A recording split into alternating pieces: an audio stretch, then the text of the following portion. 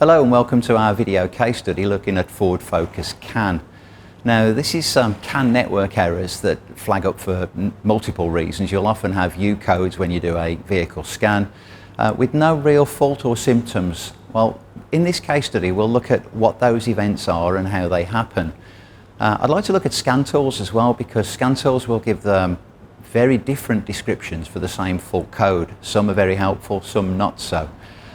We'll look at something called receive error counts using a third-party decoder, and then we'll also looking at the decoder in PicoScope and how we can manipulate that using PicoScope, of course, and with Excel as well. So Excel skills will come into play here. And then finally, just the effects of impedance on CAN networks. This case study looks at a momentary interruption of the CAN impedance on the network, so we just lose one resistor momentarily, and the havoc it creates, especially when this fault occurs for longer than, let's say, half a second. So I do go on a bit, but enjoy. Forward focus with a CAN issue. So these are those dreaded scans that you do on a vehicle where you get multiple CAN codes in various systems, and to just go through the CAN codes, we've got ABS that's reporting multiple CAN error configuration codes. Then we've got the engine ECU that's reporting loss of communication with ABS. Instrumentation that's reporting loss of communication with engine. And then to top it all off, airbag reporting loss of communication with instrument panel. So if you put all that together, you'll be replacing 1, 2, 3, 4 components there at crazy cost for a car that's worth no more than a handshake. So where do you start and what tools have you got at your disposal? Well, of course, PicoScope's in there. It's got to be in there, looking at the CAN physical layer, the voltages on the CAN network. Based on all those fault codes, it's a network problem, but where is there a component that's responsible for all of those? And how do you decipher which one of those components it is? We'll also use a logger. We'll look at CAN logging, seamless logging outside of PicoScope to see if the two tools can tally and give us more direction. Learning or working with this car, it highlights also the issues you have with scan tools as well. So various scan tools, they all present the codes, but then give you various descriptions of that code. Some better than others, as I'll describe as we go on. But of course, everything starts with a CAN resistance check, and we'll demonstrate that in the next video. So one of the fundamental checks we can do with CAN is at the 60 ohm test, and luckily with this vehicle we've got 60 ohms at the diagnostic connector because we can get straight onto the CAN. We don't have to go through a gateway module. So on the road, this vehicle would play up. You'd often see multiple messages coming up, warning lights. So to try and simulate that, we'll graph the resistance of the 60 ohm CAN network. And how we'll do that, we'll use the Pico breakout box. The vehicle battery is disconnected. We're only using the breakout box as a pass-through, purely for convenience. And we'll start moving the vehicle. So if we were to rock the vehicle backwards and forwards, bouncing, moving the wiring harness and connectors, and then if we tap the fascia here, just look at the resistance, how the resistance is changing of the CAN network. For every tap of the fascia, actually, we get a change in CAN resistance. If we give it a real good play, well, there you go, it won't do it now, but we've actually seen that go from 60 ohm to 120 ohm, suggesting that we're losing the termination resistance within the instrument panel. PicoScope 7 on the left, we've connected to channels A and B with scope probes, so high impedance probes, and they're connected to the CAN network, CAN high and CAN low. High impedance because we don't want the measurement tool to influence the network in any way. Underneath we've got the decode table, so when this buffer is either stopped or we reach the end of the buffer, we will update the decode table with the data captured in the physical layer. We can only update at the end of the buffer or when stopped because we are in streaming mode. On the right hand side we've got vehicle spy, and that will be monitoring the CAN bus simultaneously. So we'll have seamless logging here from vehicle spy, and we'll have the physical layer captured with PicoScope. We'll introduce a fault. Tapping the instrument panel on this car can actually introduce a CAN fault, and we'll demonstrate how both softwares capture this event and how we can attribute the event to the actual impedance and voltage levels on the bus. So let's turn ignition on. Okay, and just focus on the decode table first of all within PicoScope. So notice that when we reach the end of the buffer, then we can decode and we update the decode table. We're looking for anything red to appear here. That will denote that we have an error in a packet. You will often, or you may see, buffer number 1 or packet number 1 is red. That may be simply because the data was streaming through at the start of the buffer and we only caught that packet of data halfway through, and often results or can result in an error. So often buffer or packet 1 and the final packet in a buffer may well come back as red, failed to decode. Over here we've got vehicle spy scrolling. We've got the scrolling view, or we've got the fixed view there, whichever you prefer. I think what we'll do is we'll have it scrolling because I'm going to introduce a fault now by tapping the instrument panel, and we'll hopefully capture in both softwares. There we go, and it didn't flag an error at that point. Let's try once more. There we go. So we'll pause here and we'll pause there. Now, Vehicle Spy says there's a high-speed CAN error being detected, and that will be denoted with a green radio button. So within there, there'll be an error flag. There they are. Let me just get back there. Okay, we'll keep that on there. And also there'll be an error captured in PicoScope. And the quickest way to find the error in our decode table is to, there we are. Now I'm hoping it was this buffer. It could have been this buffer as well. All right, so there's a number of errors. We'll match them up in a later video, but let's just double click on, let's say, this packet here, because it didn't transmit any data. In fact, see this red area here? So what packet number that is. And that's another error on the CAN bus, which we'll talk about later, but that bleep is from the instrument panel, which is now lit up like a Christmas tree, and engine malfunction is just displayed. Let's just double click on here, and I think it goes without saying, we can see that there is huge disruption to the physical layer there. Yeah. Let's actually go full screen on that for a second. And right, so here we see that we have normal messaging.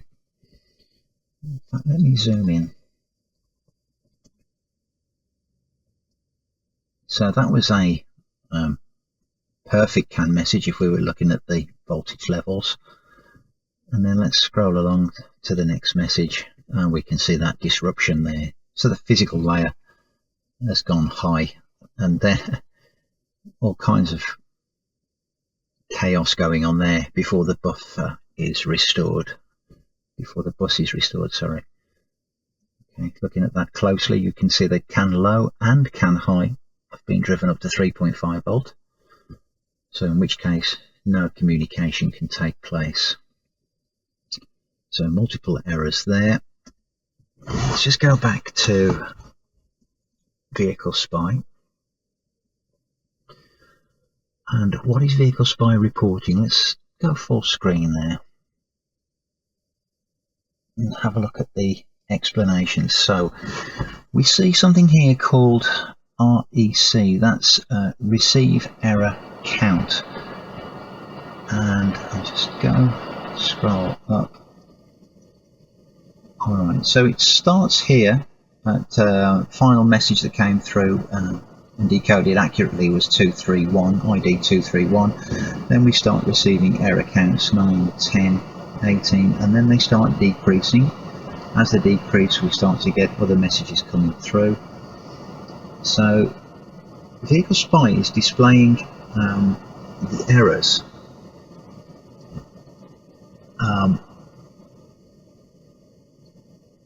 in such a way as to inform the user that receive error counters are being increased within nodes, within control units on the CAN network. We'll talk about that in a later video when we correlate this data. We'll show the decode table in PicoScope against the decode table in Vehicle Spy, and then hopefully make full sense of what's going on.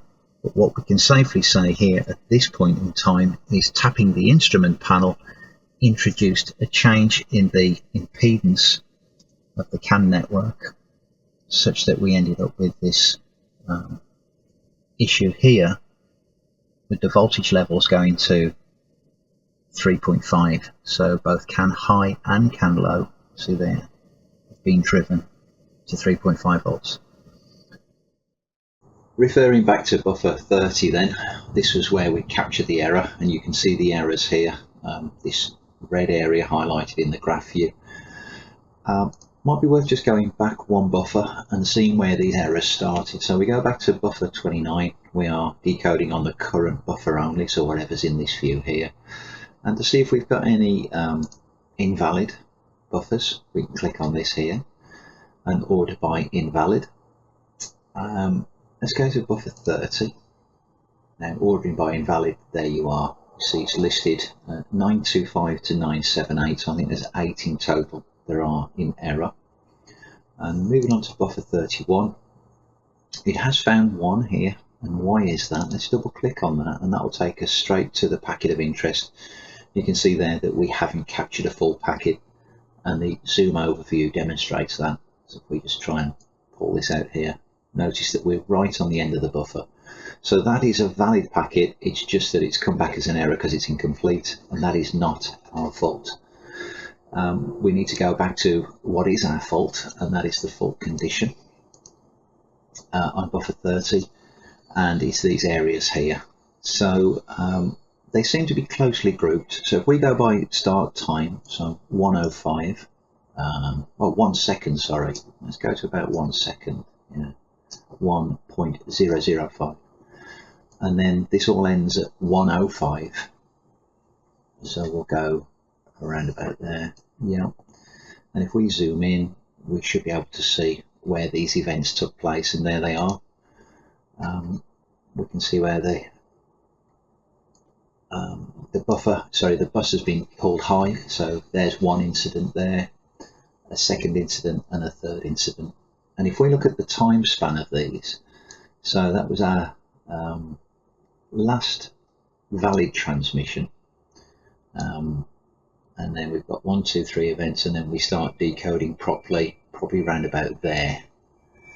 So we are there at 38 milliseconds. So within that 38 milliseconds there, you can see that the CAN bus was driven high 3 times. Let's just zoom in on one incident. There it is. And from a customer perspective, there was no fault at this point in time. Although the CAN errors were present, there was no fault, no symptoms at all. The system had tolerated these faults. No doubt had tried to resend a message that hadn't got through. But there was a point, if you remember in the video, where the alarm sounded. That was the instrumentation. Unfortunately, I got both apps paused at that point in time, so I didn't capture the event, but that's when the CAN bus would have been driven high for a long period of time, such that all transmissions would have been halted, and then of course multiple warning lights and multiple errors. So let's now correlate this data here with what we got in Vehicle Spy and see if we can see where the sequence of faults begin and where they end, and what happens in that interval of a fault condition. PicoScope 7 and Vehicle Spy side by side now, so we're now going to correlate the data that's been streamed through, so the decoded data in PicoScope with the data that's streamed in Vehicle Spy. Vehicle Spy is in simulation mode, so this is playing back a recording of all the data captured from the incident where banging the fascia introduced CAN errors. So if we want to jump to the area of interest in the fascia in the decode table, double click in the graph view and then zoom out, because we're looking for the very first incident of our CAN bus being driven high, and it looks like it's this one here. We'll place a ruler on the last message that was successfully transmitted, so that was the end of the message. And to find out what that message was, if we double click on that, it jumps to that message in the decode table. It's 231. And I will scroll up a bit because we need to correlate this data. So ID 231 was the last message that got through before this incident of the CAN bus going high. And we move now to the next successfully transmitted message, which was 190. So between those two incidents, we've got 3.719 milliseconds, and there they are. So a successful message, a CAN error, and then another successful message here. So there's the gap, and the next message was 190. Let's just zoom in just to clarify that. 190, there it is. You'll find actually if you hover over the frame, you'll be able to see the message. There it is, packet 926, and the data as well. So with 3.719 milliseconds between those events, let's have a look at the vehicle spy. So there's the last successful message to ID 231, and then the next one is 190, which we've confirmed here, and in between there then we have REC, which is receive error count, and these are being incremented up to 18, and then they start to decrement. So it appears that during that period of time, in fact 3.034, if we just come back a little bit, 3.034, I'll say roughly about there. In that period of no transmission, it would appear that nodes are storing and recording in the controller, in their respective controllers, error counts. Now we can't see that in PicoScope at that point. Now we move on to 190 message which comes through, and that was this one here. And that is a successful message. Another notification that the error counters are decrementing, which is great, because 430 message gets through, and that correlates here. And these continue then to decrement because the bus, in effect, now has been restored. There was this momentary event here, and now we've got a good physical there. So as you can see, during that period of time, successful transmissions from all nodes, and successful receipt of those messages as well. So as a result, these decrease.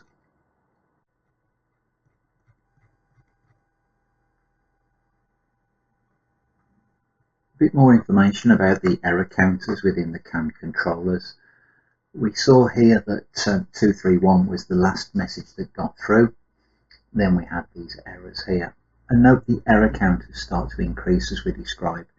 The fact that these are green suggests that the error is active. In other words, the node is still allowed to participate, still allowed to communicate on the network, flag errors, and terminate messages that it feels are in error. Now, as we scroll down, that state changes. First of all, it does increase, and then we start to get successful messages coming through as we described, and the count dropped to 0. Then the bus was restored here. Then all of a sudden the count starts to increase dramatically, and the ratio of these increases differ depending on the condition. So transmit errors, they will increase at a different rate than receive errors. Also notice there are no transmission errors, suggesting that no ECU is sending an error transmission. Above a certain level, I thought it was 127, but on this it's at 91. You see that we started to turn our errors into red. Now this suggests that the node has changed state. It's moved to error passive state. So it can still flag errors, but it cannot terminate messages. So it can still notify of errors, but not destroy the message on the bus. This increases, and then it looks as though everything is starting to come right again, and then we decrease. And what I wanted to show here was I'd matched up. Let's just quickly go back to the beginning, 231. I've matched up the final good message, so 231 here, And then if we scroll down to the very end, where we go from error passive back to error active, where it's green, and then eventually this count keeps coming down, where we finally get to receive error 0, and then the bus is back to normal again. And I've done that here. So the last message here was 190, and there it is, and they do match. 0055, 00003C, 03, 003C. And it was just the time that it elapsed. So if we look, I've now decoded between the rulers, so rather than decode all data, I'm only decoding from the last received message, good message, to the point where our error counters reverted to 0. And that amount of time was 163.5 milliseconds. So although the bus was restored and everything was fine at this point here, because there was our last event, look, of being driven high, error counters are still active and counting down. So it is good to know that there's additional information beyond what we see here in PicoScope, because we are decoding at a silicon level when we actually decode with Vehicle Spy. It's all valid information, and I'll look now at an event that happened on the road. I showed you a brief capture of this video earlier, and this is where the bus was completely offline for a considerable amount of time, and we'll compare the error counts with those events to what we can see here. What I'd like to show here is the fault that occurred on the road, where this would result in the network shutting down momentarily, and warning lights on the dashboard with an error message of I think reduced power. At this point in time, I was scoping both networks, so we've got CAN high and CAN low, and VAN high and VAN low on this car, so vehicle area network, which is a low speed network, and the instrument panel is the gateway for these two networks, so any exchange between the two is handled by the instrument panel. And the point to note here is that the VAN network is consistent when the fault occurs in the CAN network. So if I zoom in here, where we see the bus go high, just notice how that the VAN is completely normal. So the bus on CAN has been driven high, but VAN is normal. Which again makes you stop and think, can we actually say this instrument panel is faulty at this stage? Maybe the CAN controller could be within there. Also Vehicle Spy, that can do both networks at the same time. So you'll see here you've got high-speed CAN, and then you'll see high-speed CAN 2, and that will be the second network. So these are the messages coming through, and they are in order of arrival based on their speeds. You'll notice here, look, that there are far few messages on VAN by comparison to CAN, because this is a lower speed network, so fewer messages.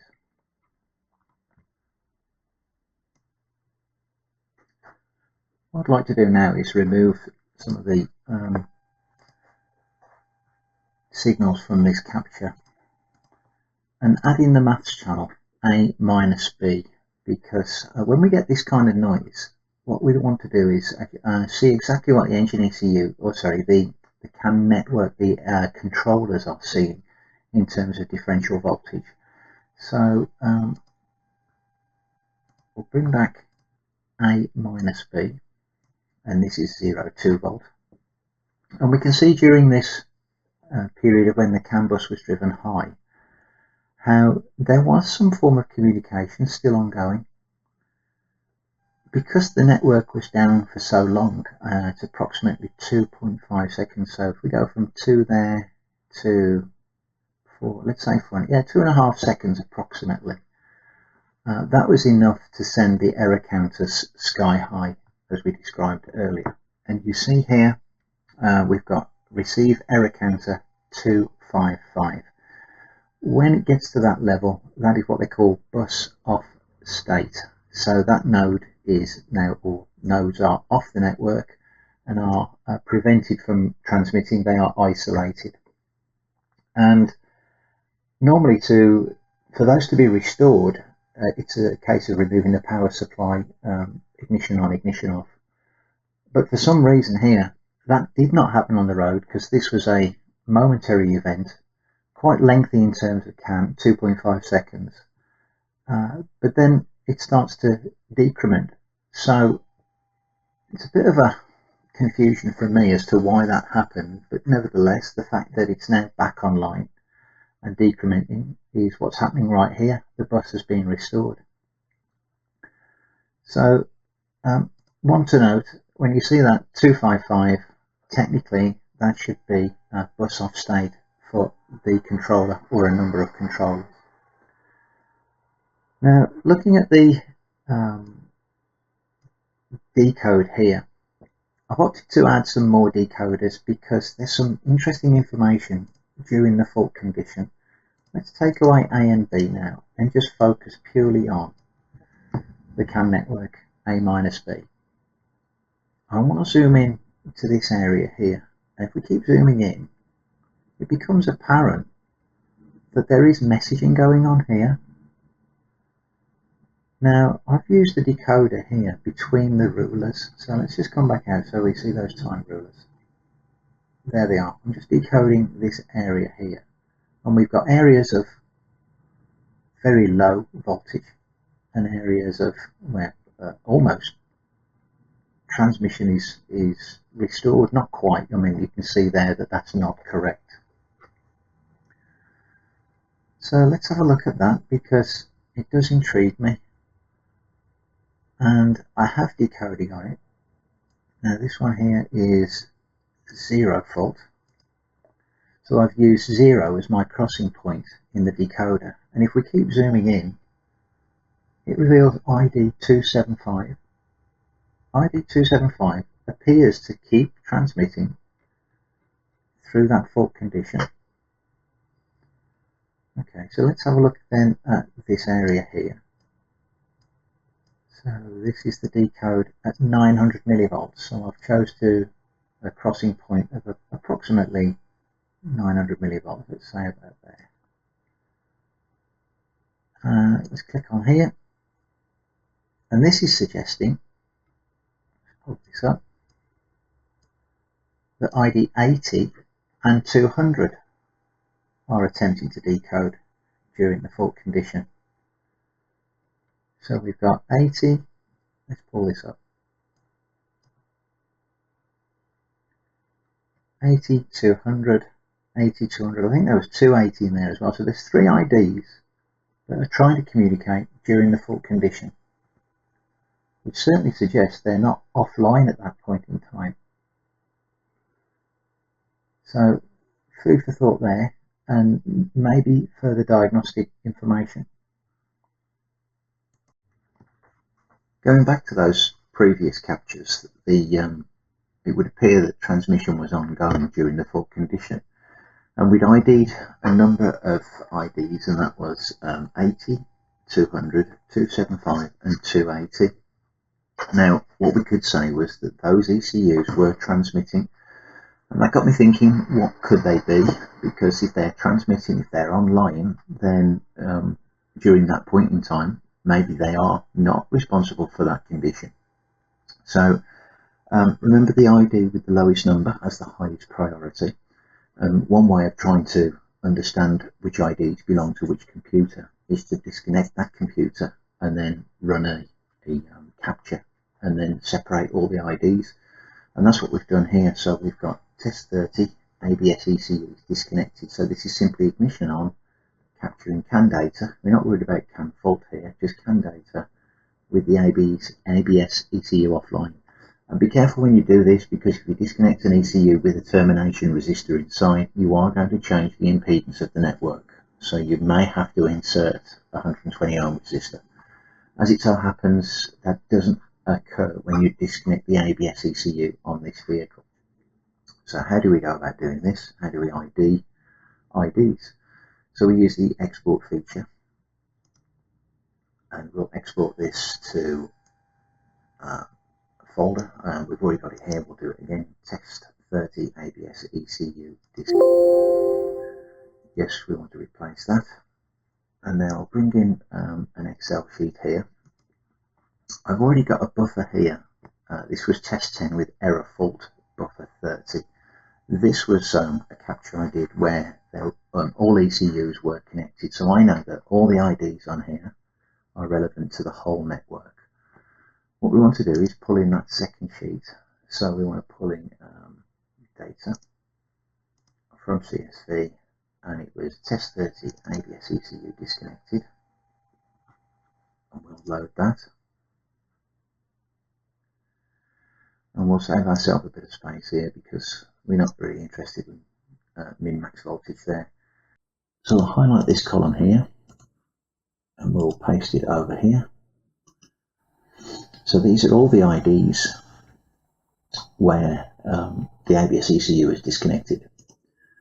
Now we're going to click on this column and remove duplicates. My data does have header. It's going to leave us with 17 unique values. So those are all the IDs that were online when the ABS ECU is disconnected. And let's actually give that a proper name. So we've got ID ABS discon. Right, let's copy. Bring that across to this spreadsheet here and paste. We'll now do the same for this column. Copy. I'll paste that over here. Now we should theoretically have more IDs here if we do the same thing, because on this column here, these are IDs where the network was complete. So continue with the current selection. My data does have headers. And there we are. We can see that there are a lot more IDs when the ABS ECU is disconnected. So theoretically, the difference between the two must be linked to the ABS ECU. So if we highlight both of those, and I think it's on the Home tab, conditional formatting, highlight cell rule, duplicate values, and then we can ask it to highlight unique values. Click OK, and there we go. So these unique values are 80, 90, 20F, 211, 4BO, and 212. Now, in some ways, they are linked to ABS ECU.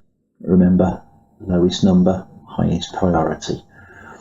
Now, 80, we did see being transmitted during the fault condition. So it suggests to me, at this stage, that the ABS ECU was online during the fault condition and was making attempts to transmit. Now 275, 275 is there. That was trying to transmit, but doesn't appear to be linked to ABS ECU. 280,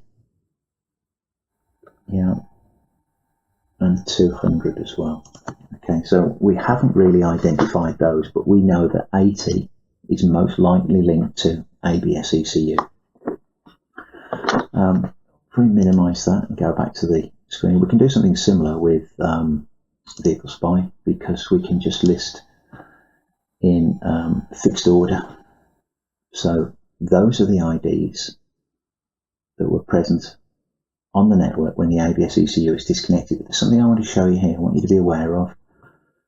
We're running simulation now, so this is just the network traffic that was present. Notice a couple of IDs have appeared there, And if I keep running this for a little bit longer, you'll see that more IDs will appear. There we go, 40 and 46. So I'm going to pause that there and bring back the Excel sheet.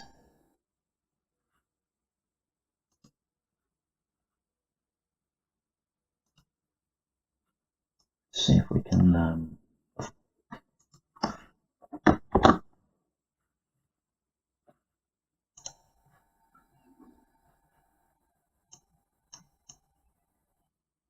right, ABS ECU disconnected. Note here that 46 certainly and 40 do not appear here. And for that matter, they don't appear here. So be aware of that condition, because these would appear to have a very slow pole rate. In other words, they're not sent out that often on the network. And it could also be that these have been transmitted because ABS is offline. I'm not sure about that. So I just want you to be careful that when we used PicoScope, we did a sweep 500 millisecond divisions. But these IDs here, they appeared to be transmitted very slowly or at a very slow pole rate. And it could be that in a sweep where you looked at CAN traffic with your ABS ECU disconnected, these weren't present simply because they weren't captured, they weren't transmitted during that time span. So with Vehicle Spy, we were able to leave it running for a long time, seamless logging. Alright, I hope that helps. One last word on the diagnosis before we move on to the fix, and that is scan tools and just how they present data. And of course, on the right, we've got Bosch. It's a very good tool, very good generic tool. It's just how we actually list fault codes and present additional data. And here we can see a number of unknown CAN communication faults. If we focus on the ABS U1900, pretty much that's as much as the data that we have on the Bosch side. Yet if we look at the same fault code on 4Scan, which I admit definitely is a dedicated scan tool for that vehicle, we just get far more. And this is in the review, and there's some real good clues to our initial fault, knowing now what we know from the previous videos. This one here, CAN communication fault, receive error. We've talked about receive error counts. Again, receive error. This one here, the ESP module has not received the correct message from other modules on the CAN communication data bus. This as well, no valid CAN communication or messages received for over 500 milliseconds. We've seen that in the videos when we've measured the physical layer as well. I like that there, that CAN communication data line that are not communicating and are timing out. The timing out would refer to those ECUs that their receive error count went up to 255, so they would be bus off. Yeah, of course, there's some suggestions there about short circuit and open circuit in the CAN. But also this one here, this killer line, do not replace the ABS module based on this DTC alone. How true is that, knowing what we know now? Not knocking scan tools at all. Absolutely, having a generic tool is a great one-stop tool, get you by. But I do like these dedicated tools, or tools that offer this additional snippets of gold, if you like, when we're diagnosing. So the cause of all this carnage with the CAN network was poor termination of the pins at the instrument panel. You know, hitting the instrument panel or the binnacle would result in a change in the CAN network resistance. So if you look closely here, these are the pins that pass through from the connector on the instrument panel into the printed circuit board, and hopefully you can just see there's cracking around there. Also the pins that come through, the solder is separating there. We almost get like a cone around the pin but no contact with the pin. Now post-fix, this is what they should look like after the solder's been reflowed, and AC Tronics have done a marvellous job here. They use a technique called vapor phase soldering, I think it's called, yeah, where they heat the instrument panel PCB up and reflow the solder. But as you can see here now, no cracking around the pin, so this is post-fix. Pin contact with the solder as well. And these are taken, I'm not sure if they're under a microscope, but they're certainly zoomed in. Their machine is here, so this is the machine in question, so the printed circuit board will go into there from the instrument panel. It will be heated and the solder reflowed, which means we end up with good connections throughout the printed circuit board. More information on their website as well. Here we are, vapor phase technology. Also a video describing the technique, and of course they've got this instrument cluster documented quite well as the faults to expect and the repair process. So thank you, AC-Tronics. Hope that helps. So thanks to the team at AC-Tronics, the instrument panel has come back. It's been fully refurbished, and it leaves nothing really other than to do the resistance check first of all. You remember using the Pico resistance lead, how we tapped the instrument panel and we were changing the impedance of the network. At times it was 70 ohms, 80 ohms, occasionally 120, so a complete open circuit. And then we'll run CAN, so we'll start decoding in PicoScope, tap the instrument panel, try again, see if we can force this error, and monitor with Vehicle Spy as well, looking for CAN errors, receive error counts. So far so good. I'm quite pleased. This is a fix. We'll just run through videos now to demonstrate. So here we have the refurbished instrument panel from AC-Tronics. Thank you guys. And the first test of course is the Pico resistance lead. So it's BNC plus resistance lead into our CAN breakout box and then into the diagnostic connector. So there's our pass through. And then what we need to do is bang the fascia. So the battery's disconnected. This is just purely the 60 ohm test. Let's see if I can get a better view here. And keep your eye on the graph view there from PicoScope. That seems to be great. Let's see if I can try and capture how the dashboard is bouncing, or how the instruments are bouncing. Needless to say, that line is rock solid at 60 ohms. Okay, so with the new instrument panel in, we've got D9 connector here through to 16 pin. We've broke off there with the scope probe so we can get into PicoScope to look at the CAN physical layer, and then the value CAN from Vehicle Spy. That's also connected. Our software is running. We've got Vehicle Spy on the right and PicoScope on the left, and we'll run through ignition on cycle and just see if we get any error counts. So we'll wait for that to come round. Ignition on,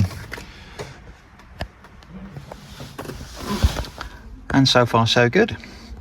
No error counts there. Bottom right hand corner, Vehicle Spy.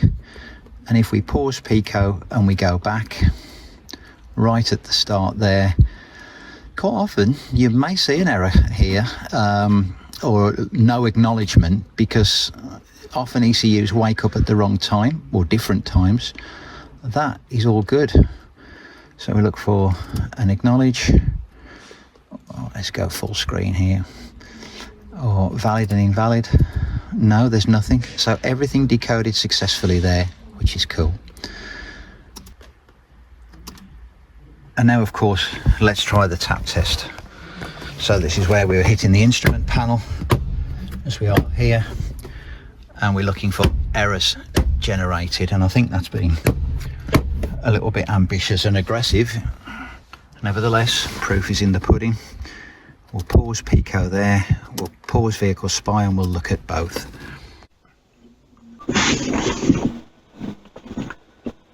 So starting with PicoScope, yeah, we have one error there. That's interesting. Ah, there we go. That's right at the end of the buffer. We are missing the full packet. So that's the reason for that error. Let's just check that again. Yeah, it is packet number, let's have a look, 1064, right at the end of the capture. Let's zoom in so we can actually see the signal.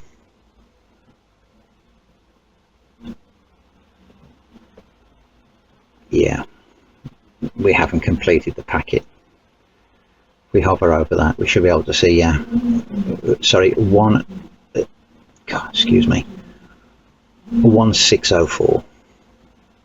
Yeah, okay. Let's go through the others. So this is now decoding for buffer 4, and if we decode on valid, Any failures to acknowledge? No, that's all good. Let's go back through them all. In fact, if we go all buffers, this will present us with the entire buffers, or so all 5. And let's look for valid. There's 1, and it was that one there again. So the only one that failed through the tap test of the instrument panel was the one that we'd stopped, or where we'd stopped the capture midway through the packet. Okay, so coming back now to vehicle spy, what did that detect? No bus errors. And we can scroll back through here. The last 50,000 messages. And we're all good. No error counts. So I think we can conclude that that is a fix. Thank you again, team at AC Tronics. So there you have it, a refurbished instrument panel has resolved the concern we had on the CAN network. I hope it goes some way to show you the tools at your disposal when it comes to intermittent CAN errors. I guess you could argue this was a documented fault. They're quite well known for this issue. If you have a look on the AC Tronics website, they've got this well documented. But coming back to intermittent CAN errors, what tools have you got? Well, PicoScope, of course. Hop onto the CAN network, start decoding, drive the vehicle, as you saw in one of the earlier videos, how we lost communication entirely. Next was wiggle testing, or in this case, it was hitting the instrument panel. We could momentarily generate CAN errors, receive error counts that we captured with vehicle spy. So a couple of tools, well, 3 really. You've got the resistance lead, or graphing resistance, which is better. You've got PicoScope for serial decoding, and you've got seamless logging with a logging tool. We happen to use the value CAN. Intermittent errors, I mean, they are so difficult, aren't they? Especially with CAN. The best you can do is opt for something like a slow time frame, 200 millisecond divisions, where you can actually see the graph drawn in real time. Perhaps use 2 apps at a time, maybe 3 apps as well. Maybe have a camera open, maybe have your logging, so you split your screen, got all that on one screen, and then road test, because once you capture the event, pause all the softwares, pause the camera, save all the data, run back through the video, and then you can start to correlate the video footage and then open the files accordingly. So options that we've got for these intermittent CAN errors that can drive us insane. I hope it helps, and yeah, thanks for watching.